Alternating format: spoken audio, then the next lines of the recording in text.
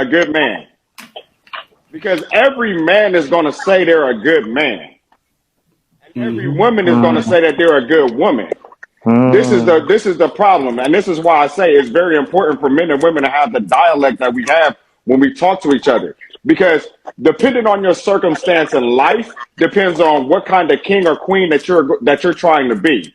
Exactly. Everyone is going to say they're a good person, but what is a good person to the person that said it, and what is a good person to you?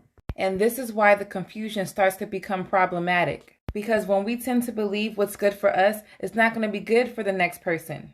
So if you want to know what's good for a man and a woman and what's good for a wife and a husband, look at your Bible. And then now you guys could become one accord. Agreed.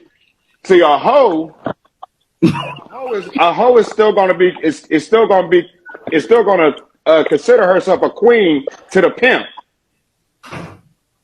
A woman that likes a blue collar man, she's gonna gear herself towards that blue collar man. A woman Yeah. that wants to be a trap queen, she's gonna gear herself towards that. So Yeah. so you have to determine what kind of queen that you want to be.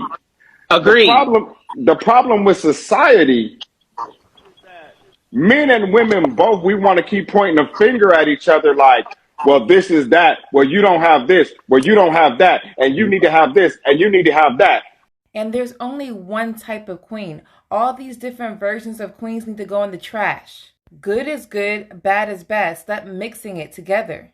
In order for people to stop their ways, we have to speak up and say something. If we continue to allow people to destroy each other and ourselves, this community would never get better. And this is what I mean by that. Take a look at this next clip. Guy flies me out and we go shopping and I'm flued out. I'm getting flued out and I'm comfortable enough to go out of town with him and stay with him.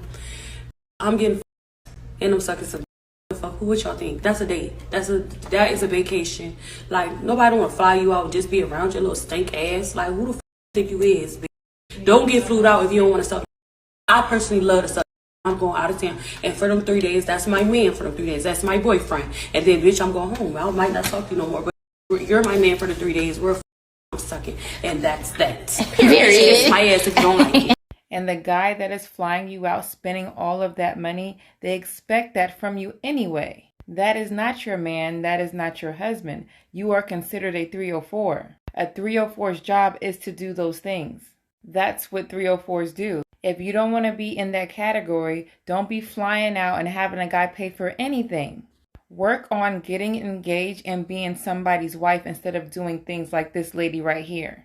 Because after she flies home, she's going to do the same thing with another guy. And then the cycle just keeps repeating, and then in between that, she could easily get pregnant. And then that's another way baby daddies are created. That's another way baby mamas be complaining. Because none of y'all was there for the long term from the beginning. So if you don't want to be in those type of situations, don't. It is not that serious. I say this. Take having a societal one off the table. Take having a job, take having a car, take having the finances off the table.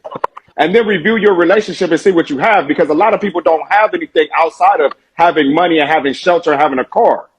I spoke about this in my last live. A guy asked me, would I stay with someone if we were only living in a trailer?